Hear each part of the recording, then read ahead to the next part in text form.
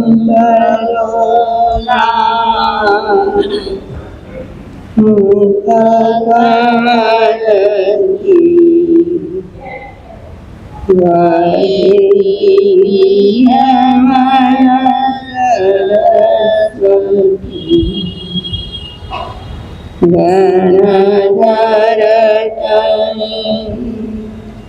વિચાર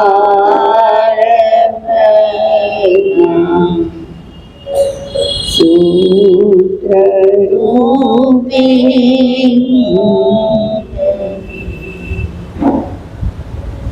દુખી પાપી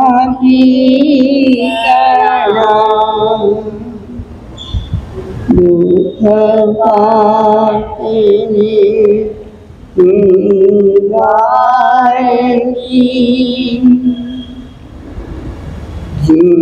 જીનવાણી મૈયા તુજ કૃપાથી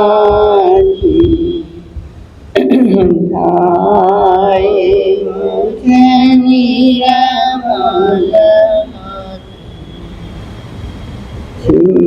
જીનવાણી મૈયા તુજ કૃપાથી થાય મુझे નિરમલ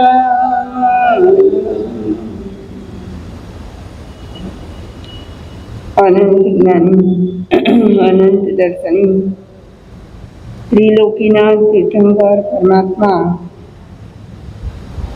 શ્રમણ ભગવાન મહાવીર સ્વામીના શ્રી ચરણોમાં આપણે સૌની ભાવના.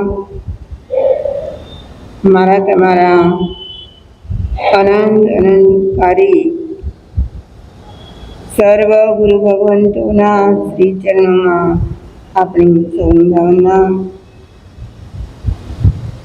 ગુરુની માયા પૂજ્યવરા મુક્ત જગદંબાઈ મહાસતીજીના શ્રી ચરણોમાં આપણી સૌની ભાવના. અનંત જ્ઞાની પરમાત્માએ વિશ્વના સર્વ જીવોના આત્મકલ્યાણ માટે આગમો પ્રરૂપ્યા. આગમવાણીના આધારે ગણધરોએ એમની શિષ્ય પરંપરામાં જ્ઞાનનો પ્રવાહ વહાવ્યો.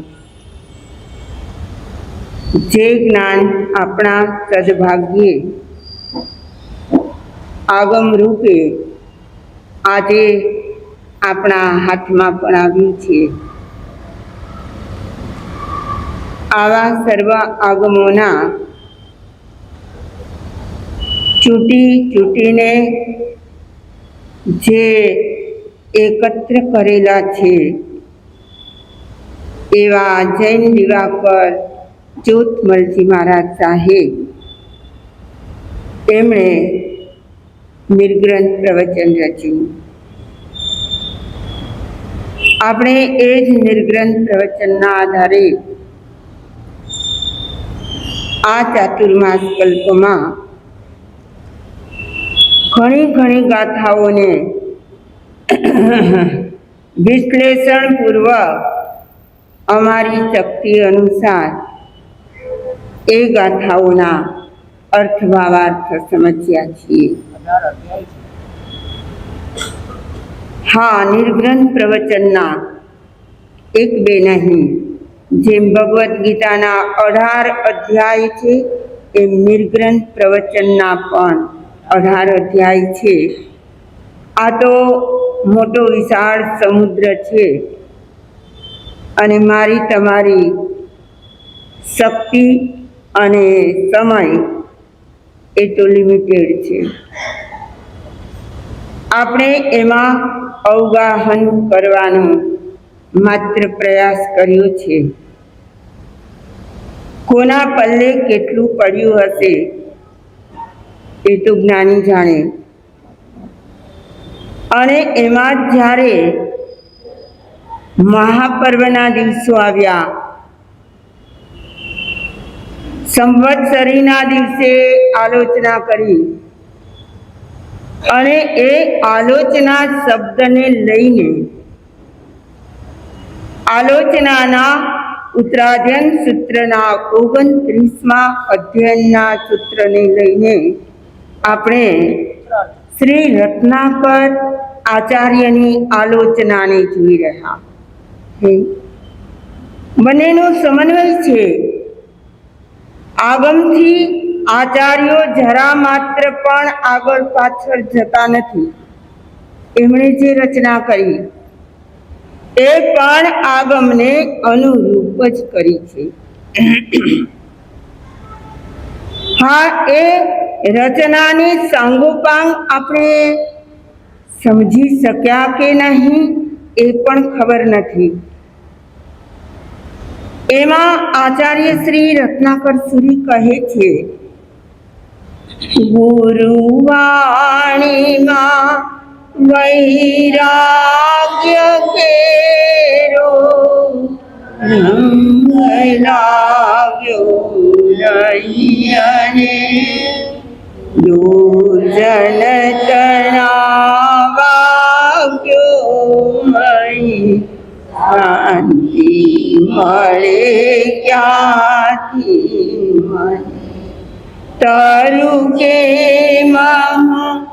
સંસાર અધ્યાત્મ તો છે નહીં ધરી તૂટેલ તરિયાનો ઘડો જળથી ભરાય કે તૂટેલ તરિયાનો ઘડો જળથી ભરાય. ગુરુવાણીમાં વૈરાગ્ય કેરો રંગ લાગ્યો નહીં અને આપણે બધા ભાગ્યશાળી છીએ કે આપણને ગુરુજનોની વાણી સાંભળવા મળે છે.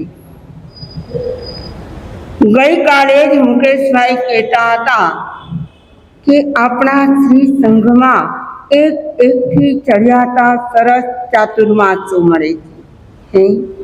ગુરુવાણી સાંભળવા તો દરેકને મળે છે.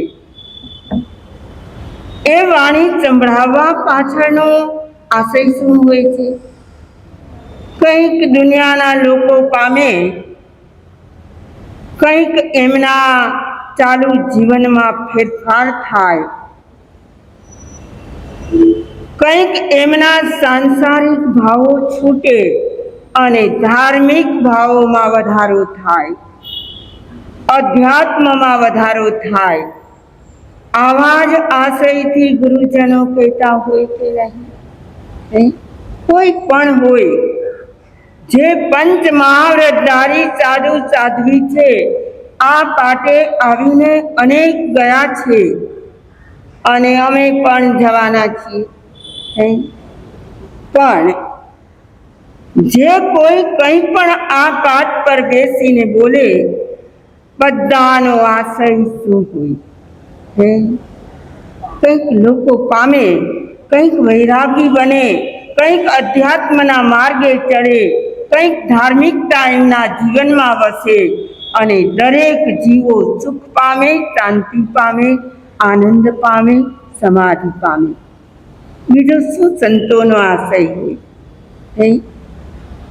ગુરુવાણીમાં વૈરાગ્ય કેરો રંગ લાગ્યો નહીં અને પણ આચાર્ય શ્રી તો શું કહે છે? જાણે આપણા બધા વતી બોલી રહ્યા છે. કોના વતી? આપણા બધાના મનમાં થાય કે આપણા જીવનમાં આ 120 દિવસમાં સાંભળ્યા પછી શું ફેરફાર થયો? આ તપાસવું પડે કે ના પડે? સાંભળવાનો મતલબ શું હોય?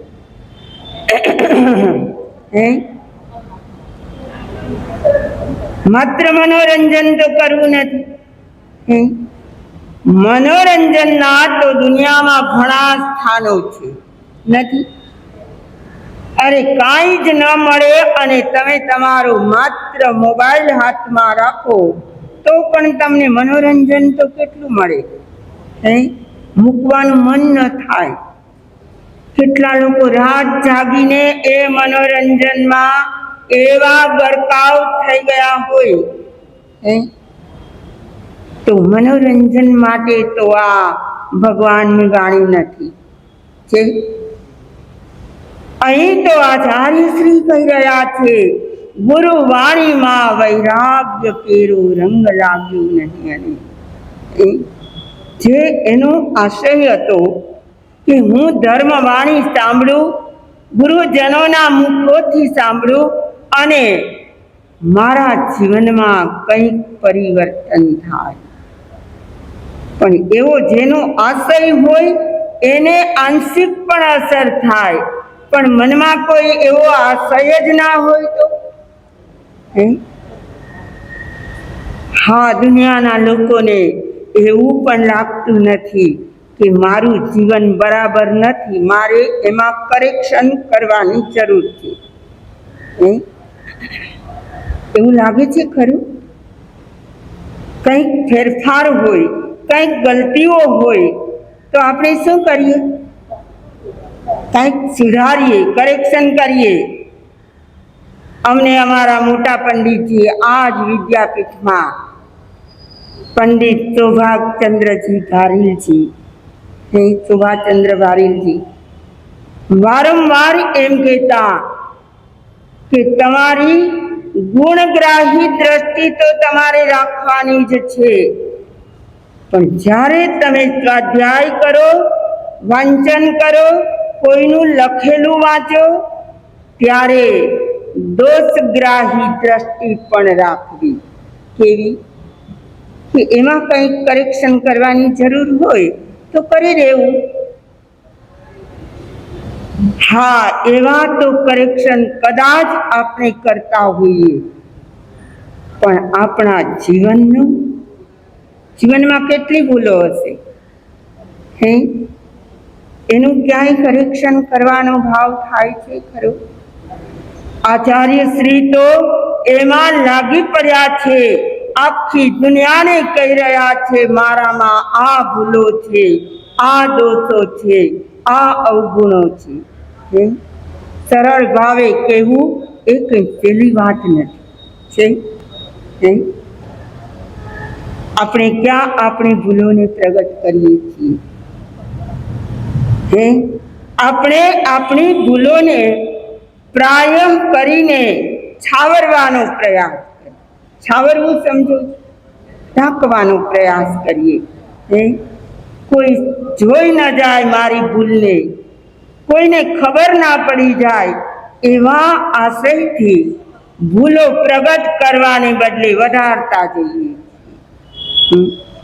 ગુરુવાણીમાં વૈરાગ્ય કેરો રંગ લાગ્યો નહીં. અને શું ન લાગ્યું? દુર્જન તણા વાક્યોમાં શાંતિ મળે ક્યાંથી મળે?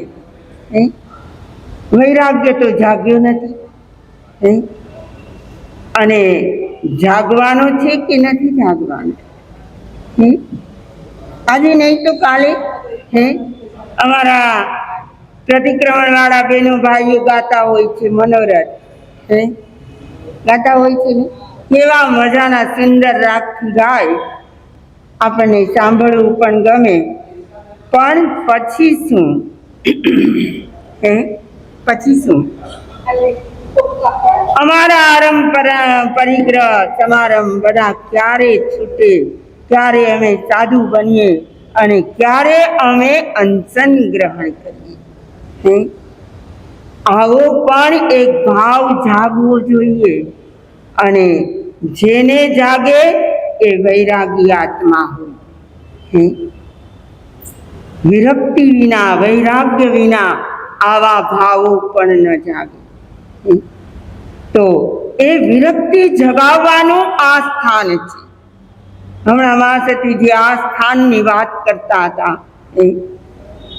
આ સ્થાને કયા આશયથી આવીએ છીએ અને આપણે શું મેળવીને જઈએ? બહુ વિચારવા જેવી વાત લાગે છે કે કેવું મજાનું નિરામય સ્થાન મળ્યું છે. લાગે કે ભગવાન સાક્ષાત હાજર હોય અને એમની વાણીના શબ્દો સંભળાતા હોય. હું મારી વાત નથી કરતી. અહીં જે વિરાજતા હોય, જે સંતોના મુખેથી તમને સાંભળવા મળતું હોય, તે વખતે 1 કલાક માટે તમે ધારો તો તમારા સંસારને એક બાજુ રાખી શકો કે નહીં? ન રાખી શકો. કારણ કે નિસ્સિહી અને નિસ્સિહી 3 વાર બોલીને આવ્યા છે. કોણ કોણ બોલે છે આમાં? હા, બોલતા બધા હોય, પણ પછી શું? શબ્દ રહી જાય છે. અર્થ અને ભાવાર્થ કદાચ સમજી જઈએ છીએ, પણ અંતઃકરણમાં એ શબ્દો ઉતરતા નથી. ગુરુવાણીમાં વૈરાગ્ય કેરા રંગ લાગ્યો નહીં અને દુર્જંતણા વાક્યો મહી શાંતિ મળે ક્યાંથી? મને ક્યાંથી શાંતિ મળે? આપણે શાંતિ માટે ફાફા મારીએ છીએ. ઘણા લોકો બોલતા હોય છે, હવે અમારે કાંઈ જોઈતું નથી. શું જોઈએ છીએ? હા, બધું મળી ગયું છે. આખી જિંદગી મહેનત કરીને ભૌતિકતાની દ્રષ્ટિએ બહુ જ સદ્ધર થઈ ગયા છીએ. કાંઈ ન કરીએ તો પણ અમારું આખું જીવન આબાદીથી પસાર થાય તેમ છે. ખાવા પીવા મળશે, રહેવા મળશે, કોઈ પણ બાબતની તકલીફ નથી. શું જોઈએ તમારે? પણ વાણી કોની સાંભળીએ અને કોની જીવનમાં અવધારીએ? દુર્જંતણા વાક્યોમાં શાંતિ મળે ક્યાંથી? મને પેલા કાકા કાલેલકર એક જગ્યાએ કહી ગયા છે કે સૌંદર્ય પામતા પહેલા સુંદર બનવું પડે. હું તો એમ કહીશ કે શાંતિ મેળવવા પહેલા શાંત બનવું પડે. શું આપણે શાંત થઈ જઈએ? શાંતિ તો અંદર જ પડી છે, નથી? તરુ કેમ હું સંસાર આ અધ્યાત્મ તો છે નહીં જરી. આચાર્ય શ્રી શું કહે છે? આ આખાએ ભવસાગરને મારે તરવાનો છે, પણ હું કઈ રીતે તરું? તરુ કેમ હું સંસાર આ અધ્યાત્મ તો છે નહીં જરી. નાવ કઈ જોશે સંસાર સાગર તરવા માટે? અધ્યાત્મની નાવ કઈ? એમાં લાકડાની નાવ નહીં ચાલે, તરાપા નહીં ચાલે, ટીમરો પણ નહીં ચાલે. શું જોશે? અધ્યાત્મ જોશે. હા, આજના લોકો અધ્યાત્મ શબ્દ પણ શીખી ગયા છે. નથી શીખ્યા? અધ્યાત્મના ક્લાસ પણ ભરતા હોય છે. અને એ બધું કરવા છતાં પણ સાથે સાથે અહંકાર પણ વધારતા જાય. અમે તો પેલા ક્લાસમાં જઈએ છીએ ને ફલાણાને મળીએ છીએ. તમે ક્યાં છો? વિચારી લો, જ્યાં જતા હો ત્યાં. પણ તમારામાં અધ્યાત્મ કેટલું પાંગર્યું?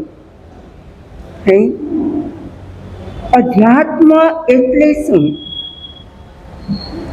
અધ્યાત્મ કોને કહેવાય?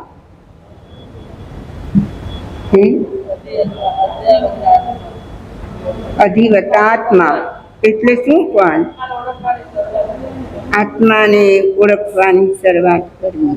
કેવું છે કાંઈ? અધ્યાત્મ કોને કહેવાય? મુકેશભાઈ કહું, મનસુખભાઈ કહું. આહા, કેટલી આપણે આજ સુધીમાં સ્વાધ્યાય કર્યું હોય, વાંચન કર્યા હોય, અધ્યાત્મ શબ્દ આપણા હાથમાં રહેલા પુસ્તકોમાં કેટલીય વાર આવ્યું હોય, ના આવ્યું? સંતોના મુખેથી અધ્યાત્મ શબ્દ કેટલીય વાર સાંભળ્યો હશે. કોને લલિતભાઈ? પોતાના જાતને ઓળખતા શીખ્યું, બરાબર. પણ જ્ઞાનીઓ અધ્યાત્મની વ્યાખ્યા કરે છે, આત્મની ઇતિ અધ્યાત્મ. આત્મની એટલે આત્મામાં જ રહેવું. શેમાં રહેવું? આપણે ક્યાં રહીએ? હા, બહુ સરસ જવાબ આપ્યો. આપણે આત્મા સિવાય બધે રહીએ. ઘડીકમાં જુઓ તો છાયાબેન ઘરે હોય ને ઘડીકમાં શિક્ષણ બોર્ડમાં હોય ને ઘડીકમાં હિંગવાલાની ઓફિસમાં હોય. ક્યાં ક્યાં રહીએ? આ તો હું છાયાબેન સામે બેઠા હોય એટલે એને કહું છું, આ દરેકને આવી જ વાત છે. આપણે ક્યાં રહીએ છીએ? બહુ વિચારવા જેવી વાત નથી આપતી. અધ્યાત્મ તો છે નહીં ચડી. હું મારા આત્મામાં કેટલો સમય, તમારું ચિંતન ચાલતું હોય, વિચારો ચાલતા હોય, પણ એ બધા શાના હોય? આત્મા સિવાયના જ ને. આત્મા સિવાયના. હા, એટલે બાહરી જગત આપણામાં સમાવિષ્ટ થઈ ગયું છે અને એ અનુસાર જ આપણું જીવન ચાલ્યા જ કરે છે. તો આપણે સાંભળીએ ગુરુજનોની વાણી. આપણા કયા કામમાં આવે? કયા કામમાં? હા, સમયે યાદ આવે, પણ તે છતાંય એને આચરણમાં તો આપણે જ મૂકવું પડે. યાદ આવી જાય તો શું થાય? હમણાં જ માસથી વિચાર અને આચારનું આખું પ્રવચન સરસ કર્યું, પણ વિચારોને આચારમાં મૂકતા શીખીએ. તરું કેમ હું સંસાર, આ અધ્યાત્મ તો છે નહીં ચરી. તૂટેલ તળિયાનો ઘડો એ જળથી ભરાવી કેમ કરી? ગમે તેવા ગુરુજનો જ્ઞાની હોય, ધ્યાની હોય, તમારી સામે આવીને એમના જીવનનો આખો રહસ્યનો જેટલું એમણે પામ્યા હોય બધું જ આપી દે. ના આપે? તન તોડીને આપે. સંતો કેટલા પ્રયાસ કરતા હોય છે, નથી કરતા? તમે ઠેર ઠેર જુઓ, જ્યાં જ્યાં સંત મહાત્માઓ, સાધુ સંતો, સતીજીઓ જે વિરાજતા હોય, કેટલી મહેનત કરીને, આ મહેનત જ કહેવાય. પણ અમારી દ્રષ્ટિએ આ અમારો પુરુષાર્થ છે. શું છે? અમારો તો પુરુષાર્થ છે. અમે તમને કદાચ કંઈ કહેતા હોઈએ તો એ પણ અમારી જાતને પહેલા કહીએ. અને એ સિવાય આ અમારી સ્વાધ્યાય છે. શું છે? અમે વ્યાખ્યાન વાંચીએ અને એની અસર કદાચ કોઈને થાય ન થાય તો પણ અમને તો લાભ મળે કે ના મળે? શેનો લાભ મળે? અમે અમારી સ્વાધ્યાયમાં છીએ. અમે કેટલું વિચારીએ કે આ વિષય છે.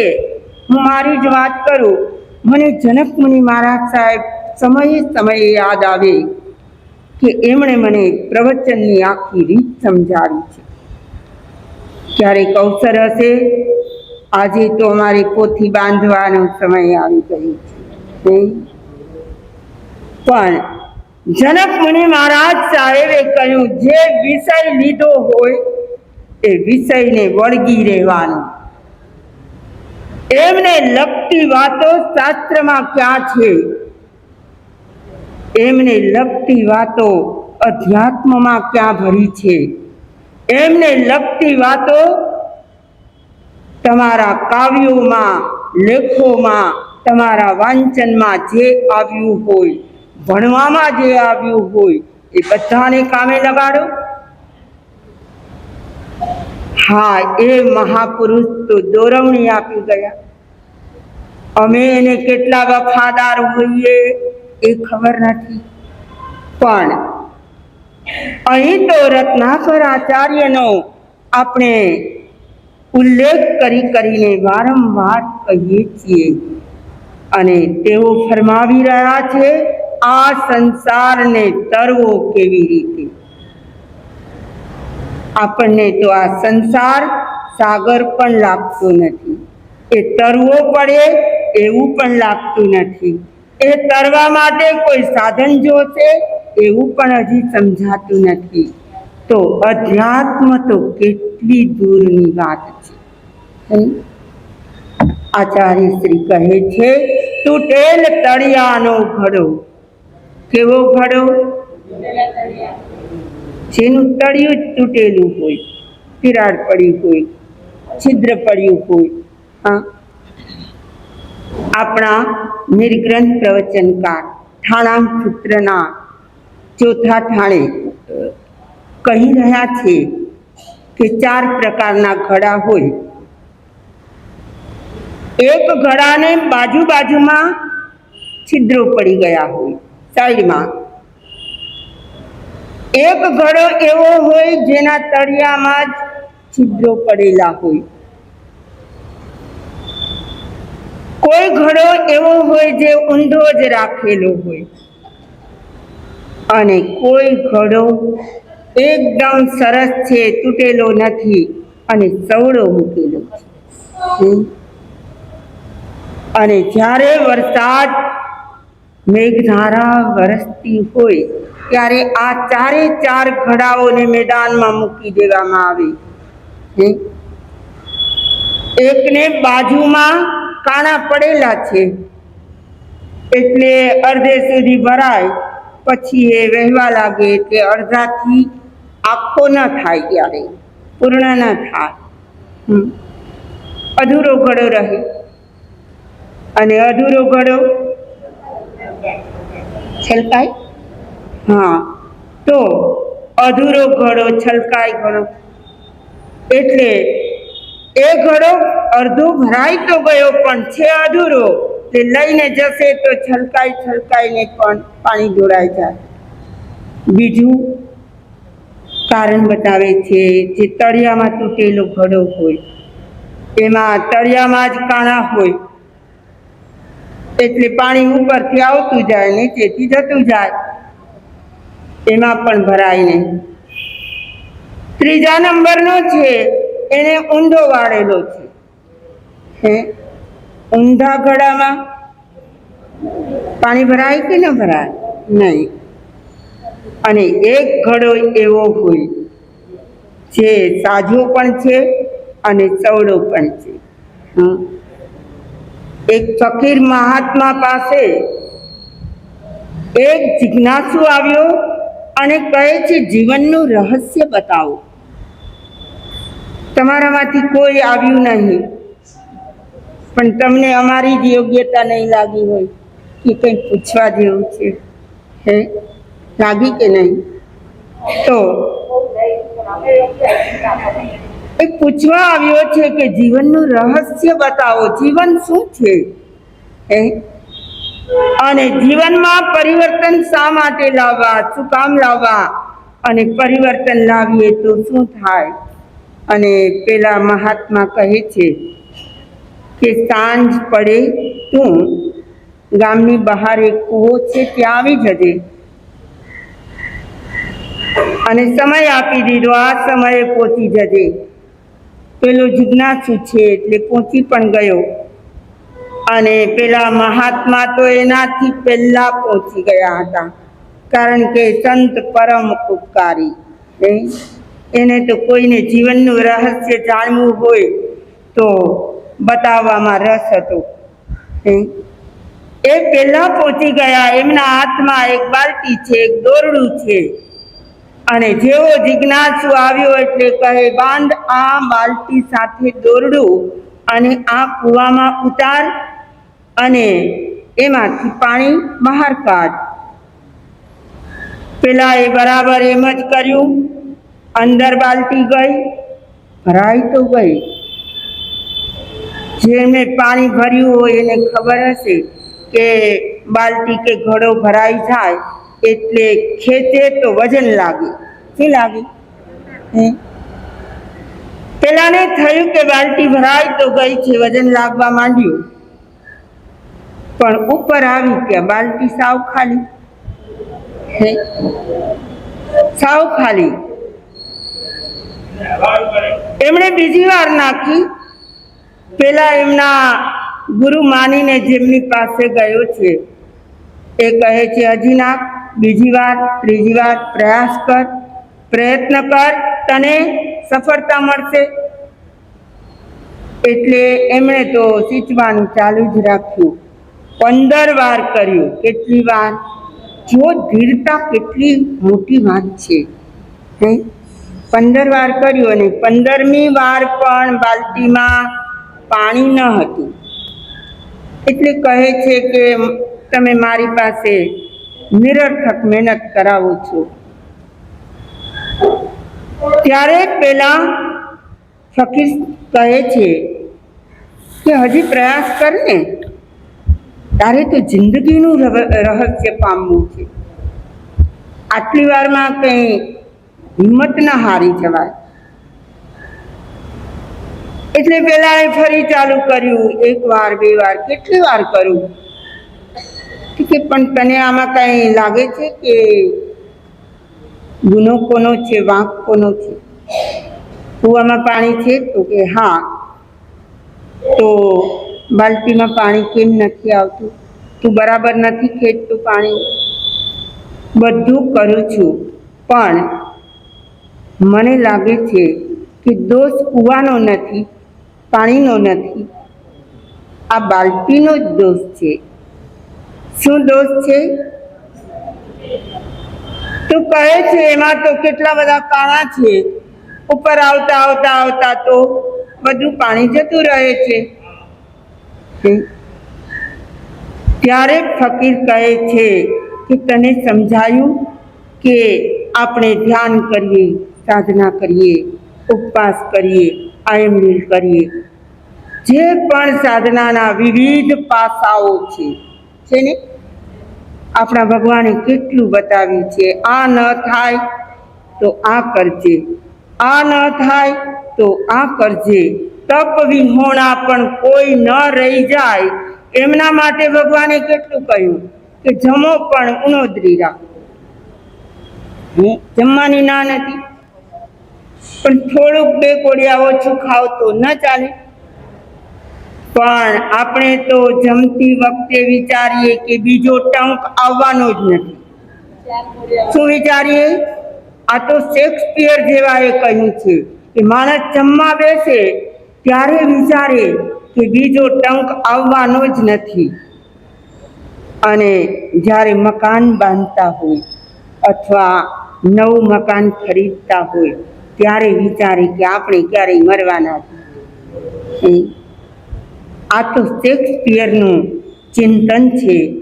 મારે તો એ કહેવું છે કે આપણે જમીએ ખરા પણ 1 કોળિયો ઓછો રાખીએ તો ઉલટાનું આરોગ્ય સારું રહે. હા, દુનિયામાં ઓછું ખાવાથી કોઈ મર્યા નથી. મરવાના દાખલા બન્યા હોય તો અધિક ખાવાથી બન્યા છે. આવી જ વાત છે આપણા માટે ભગવાને કહેલી કે ગમે તે પ્રકારે કંઈક સાધના, કંઈક તપ, કંઈક આરાધના કર અને તારું જીવન સફળ બનાવ. પેલા જિજ્ઞાસુને તો સમજાઈ ગયું. શું સમજાણું? કે આપણો ઘડો તૂટેલો ન હોવો જોઈએ તો ગુરુવાણીના શબ્દો આપણામાં ટકે. કોઈએ સાંભળ્યા કે ન સાંભળ્યા, એને સમજ્યા કે ના સમજ્યા, પણ કેટલા અવધાર્યા એ મુખ્ય બાબત છે. આપણા જૈન દર્શનમાં અવગ્રહ, ઈહા, અવાય, ધારણા 4 શબ્દો મૂક્યા છે. જ્ઞાનની કક્ષાઓ છે. શું છે? પ્રમાણનય તત્વાલોક ન્યાયનો વિષય, એમાં આ પ્રારંભ છે કે જ્ઞાન ભણવું હોય તો પેલા એનો અવગ્રહ થાય, પછી ઈહા થાય, અવાય હોય, અને ત્યાર પછી એને ધારી રાખીએ તો ધારણા બને. આજે સાંભળ્યું હોય એનું સ્મરણ વર્ષો પછી પણ રહે, પણ ધારણા હોય તો, ન ધારણા હોય તો તમે શું બોલ્યા, અમારા ઉપરથી જતું રહ્યું. તરુ કેમ હું સંસાર, આ અધ્યાત્મ તો છે નહીં ચડી. પેલા ફકીર બાબા કહે છે કે આ બાલટીમાં તું 1 દિવસ, 2 દિવસ, 3 દિવસ, ગમે એટલા દિવસ પાણી ભરીને ખેંચીશ, પણ એમાં પાણી નહીં આવે એનું કારણ તું સમજી ગયો? શું સમજી ગયા? તમે બધા હા પાડો છો. તમે સમજી ગયા કે અંદર અવધારણા થતી નથી? શું કારણ છે? સાંભળીએ છીએ ઘણું, અને કેમ એ ગુરુવાણીના શબ્દો અંતરમાં ઉતરતા નથી? અમારો પ્રયત્ન, અમારો પ્રયાસ, અમારો પુરુષાર્થ નિષ્ફળ કેમ જાય છે? કહે છે કે પેલા જિજ્ઞાસુને તો સમજાઈ ગયું. શું સમજાયું? કે આ તૂટેલ તળિયું છે. કેવું છે? અહીં તો આચાર્ય શ્રી પણ કહે છે તૂટેલ તળિયાનો ઘડો જળથી ભરાઈ કેમ કરી? અમે બહુ નાના હતા ત્યારે એક નાનકડી વાર્તા અમને સાંભળવા મળી હતી. આજે બરાબર યાદ છે. એ નાનકડી વાર્તામાં એક આંધળી ડોશીની વાર્તા હતી. ડોશી તો ખરા, પણ કેવા બિચારા, એક તો ઉંમરના કારણે આંખો ઝાંખી પડી ગઈ હોય, અને એ તો સાવ અંધ થઈ ગયા હતા. એ આંધળી ડોશીની કથા છે. દરરોજ સવારે એના પુત્રવધુ કહે કે બા, તમને બીજું તો કાંઈ સૂચતું નથી, લો આ ચૂંડલી ભરીને અનાજ અને આ ઘંટી આગળ તમે બેસી જાઓ અને શું કરો? દળ્યા કરો. બહુ હોય તો સાસુ આગળ કામ તો કરાવે, નહીં તો સાસુ આળસુ થઈ જાય. એટલે સવારના પોરમાં જેવા એના નાસ્તા પાણી પતે એટલે તરત જ કહે કે બા લો આ ચૂંડલી, અને બા દળવા બેસી જાય અને દળ્યા જ કરે. જેને દળતા પણ જોયા હશે એને ખબર હોય, એક હાથથી ઓરતા જાય દાણા અને બીજા હાથથી એ ચલાવતા જાય, અને એમ કરતાં કરતાં હવે ચૂંડલી ખાલી થઈ ગઈ. બાને થયું કે બધું દળાઈ ગયું, અને પછી એ લોટ ભેગો કરવા માટે આસપાસમાં થાળું હોય, એમાં હાથ નાખે છે તો થાળું તો આખું ખાલી છે. શું છે? એમાં લોટ નથી. અને આ આંધળા ડોશીમાને થયું કે લોટ ક્યાં ગયો હશે? પણ બરાબર માજી દળતા જતા હતા, અને ડાઘિયા કૂતરાઓ એના ફળિયામાં હતા. એ આવી જાય, મોઢું નાખી જાય, બીજો આવે એ નાખી જાય, એમ કરતાં કરતાં આખું થાળું ચાટી પણ ગયા હતા. એટલે થાળામાં જરા માત્ર પણ લોટ ન હતો. કહેવાનો આશય, એ તો માજી હતા, આંધળા હતા, એને ખબર નહોતી. તો એ 5 ડાઘિયા કૂતરાઓ એમનો બધો લોટ ખાઈ ગયા. આપણે પણ આખો દિવસ દળીએ તો છીએ. ખબર છે શું દડો? ધર્મના નામે પણ આપણે કંઈક ને કંઈક દળીએ જ છીએ. નથી દળતા? હા, હજી તો સવારના 6:30 થયા હોય તો ક્યાં આવીએ? સ્થાનકમાં આવીએ, પ્રાર્થના કરવી ભગવાનની. પછી 9:30 થાય, પ્રવચન સાંભળીએ. 10:30 થઈ જાય, 11:45 થઈ જાય, વાંચણી સાંભળીએ. પછી આપણે જપ જાપ કરીએ, ઘરે જઈએ. ઘરે જમવા કરવાની જે ક્રિયા હોય એ બધી કરીએ. પછી પણ ઘણા બહેનો કહેતા હોય બપોરે પણ બેસામાઈ કરી લઈએ.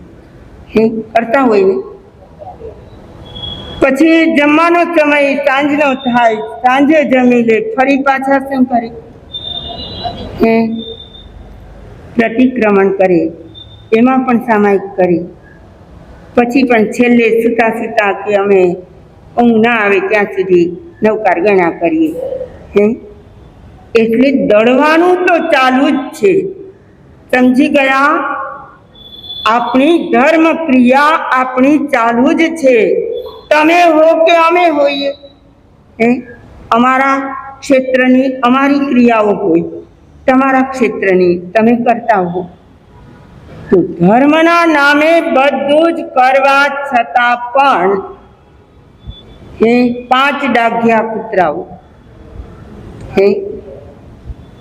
5 ડાઘિયા કૂતરાઓ આવી જાય, માજીનો લોટ રેવા ન દે.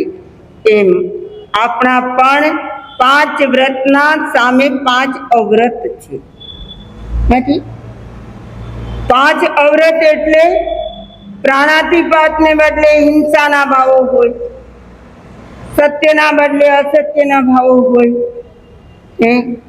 ચોરીના ભાવો હોય, બ્રહ્મચર્ય પાલન ન કરતા હોય, અબ્રહ્મના ભાવો હોય, અને પરિગ્રહના ભાવ હોય. આ 5 ડાઘિયા કૂતરાઓ આપણી બધી ધર્મ ક્રિયાનો લોટ ચટ કરી જાય છે. ગુરુવાણીમાં વૈરાગ્ય કેરો રંગ લાગ્યો નહીં, દુર્જન તણા વાક્યો મહી શાંતિ મળે ક્યાંથી મને? તરું કેમ હું સંસાર, આ અધ્યાત્મ તો છે નહીં જરી. તૂટેલ તળિયાનો ઘડો થરથી ભરાય કેમ કરી? અને આચાર્ય શ્રી હજી પણ 3 પંક્તિઓમાં તો જીવનનું રહસ્ય ભરી દે છે. પણ આપણો આ પોથીને બાંધવાનો હવે સમય થઈ ગયો છે. થઈ ગયો ને? તો ભગવાનની આજ્ઞા પ્રમાણે અમે અહીં ચાતુર્માસ કલ્પ રહ્યા. અને અમારા આ માસતીજીને એક મનમાં કેટલાય વખતથી, હમણાંની વાત નથી, 10-15 વર્ષની વાત કરું તો એના મનમાં એવું થયા કરે કે આપણે શેષકાળમાં ગયા હોઈએ કે ચોમાસામાં ગયા હોઈએ, આપણને સંઘના કોઈ પણ કાર્યકરો હોય કે બીજા પણ હોય, સામાન્ય દર્શન કરવા આવ્યા હોય, એ બધા પૂછતા હોય અહીંથી ક્યાં જવાના છે? અહીંથી ક્યાં જવાના છે? અમને ખબર નથી ક્યાં જશે. અમે શું જવાબ આપીએ બિપિનભાઈ? અમે શું જવાબ આપીએ? અહીંથી ક્યાં જવાના? અને અહીંથી ક્યાં જવાના એ શબ્દોનો, એ વાક્યનો વિચાર કરીએ ને તો પણ આપણે ખોવાઈ જઈએ. શું કરીએ? ખોવાઈ જઈએ. એટલે આપણે આપણા એ ચિંતનમાં ગરકાવ થઈ જઈએ. ક્યાં જવાનું હશે? આવડું મોટું વિશ્વ, ક્યાં જવાનું? કોઈએ નક્કી કરી રાખ્યું? પણ જ્યાં સુધી આ દેહ છે ત્યાં સુધી વ્યક્તિને ક્યાંક ને ક્યાંક રહેવું જ પડે, રહેવું પડે. અને શેષ કાળમાં પણ જે સ્થાનકમાં જઈએ ને માસેથી કેટલા દી રોકાવાના છે? હા હા, આવું તમે પૂછતા હો તો ધ્યાન રાખજો. હે પૂછો પૂછો કે ન પૂછો? હા પૂછે તો ખરા. સંઘની વ્યવસ્થાઓ હોય હે, એમને મન તો બધા સમાન હોય, બરાબર ને? પણ મા સતીજી વારંવાર મને કહે કે આવું આપણને પૂછે ને તો જરાક એમ લાગે કે આપણને જવાનું કહે છે. પૂછે એટલે શું અર્થ નીકળે? પૂછે તો શું અર્થ નીકળે? ક્યારે જવાના ને ક્યાં જવાના ને આવું જ પૂછે ને. એ મને કેટલાય વખતથી, હું તો આ 10-15 નહીં કેટલા વર્ષથી વાત સાંભળું છું. અમે તો સાથે ને સાથે જ છીએ. વારંવાર કહે કે આવું પૂછે ને તો મને ગમે નહીં. શું કરવાનું, આપણે તો સાધુ છીએ, આપણે તો કોઈને કોઈ ઉતારા કરવાના જ, અને એ લોકોનો તો પૂછવાનો ધર્મ હોય એટલે પૂછે પણ ખરા.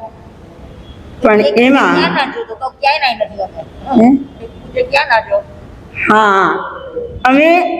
હવે મોડું તો થયું છે પણ કહી દઉં કે અમે ગોચરી ગયા હોય ને, કોઈ વ્યક્તિ અમને પૂછે ક્યાં ના છો તમે, અને એમાં હું મારો જે પર્સનલ મને અનુભવ થયો છે, ના અચ્છા જવા દો, તો પૂછ્યા કરી ક્યાં ના છો?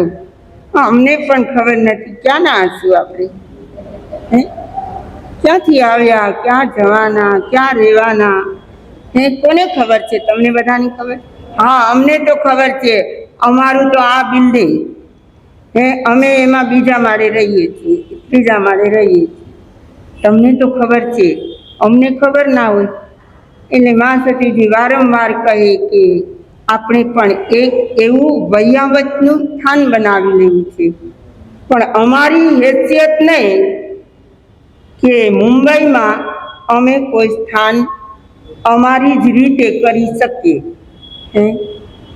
પણ આ તો અમારા દેવ ગુરુ ધર્મની કૃપા, અને અમને એક ભાઈ મળ્યા આ ઘાટકોપરના, જેણે મને સામેથી કહ્યું, જ્યારે મારી કમરની તકલીફ થઈ ત્યારે કે મા સતીજી હવે મને લાગે છે કે તમે બહુ વિહાર નહીં કરી શકો, એટલે હું તમને એક જગ્યાનો પ્રબંધ કરી આપીશ. તમે ત્યાં શાંતિથી રહેજો. અને તમને બધાને ખબર છે એ ભાઈ છે યોગેશભાઈ બાવીસી, અત્યારે આ ઘાટકોપરમાં નથી રહ્યા, પણ એટલું એ કામ કરતા ગયા છે. અમને એક સ્થાન સોંપ્યું છે, અને આજે હું તમને કહું કે અમે અહીંથી ત્યાં જવાના છીએ. મા સતીજીને તો એટલી શાંતિ થઈ ગઈ કે હવે આપણને કોઈ પૂછે નહીં કે મા સતીજી કેટલા દિવસ રોકાવાના છો અને અહીંથી ક્યાં જવાના છે. ભલે ને છે તો નાનકડી મઢુલી, પણ એવા શાંતિથી મજાની સાધના થાય છે. એટલે અમે અહીંથી વિક્ટોરિયામાં જવાના છીએ. હા, મા સતીને 72 છે, મને 74 છે, અને હવે નજીકમાં 75 પણ લાગી જશે. પણ મારે તો એ કહેવું છે કે આ જીવન છે ત્યાં સુધી ક્યાંકનું ક્યાંક જીવને રહેવાનું તો છે, અને અંતિમ સમય હોય આપણે સાધનામાં રહીએ અને લોક પ્રવાહથી આપણે થોડાક અળગા થઈએ તો આપણા અધ્યાત્મને વધારી શકીએ. ભાવ તો એવો છે, પરંતુ એમાં અમને કેટલી સફળતા મળી એ મને ખબર નથી. વિશેષ ભાવો અવસરે કહેવામાં આવશે. આજે જ્યારે સમાપનની વિધિ છે, પ્રવચનની તો સમાપ્તિ જ છે, તો આ સમાપન વિધિ વખતે અમે બંને થાણા આ પાઠ પર આવીને જે કંઈ બોલ્યા હોઈએ અમારા બોલવામાં કંઈ પણ જીનવાણીથી ઓછું અધિક વિપરીત બોલાયું હોય તો આપ સર્વની સમક્ષ અને જીનેશ્વરની સમક્ષ ક્ષમાયા.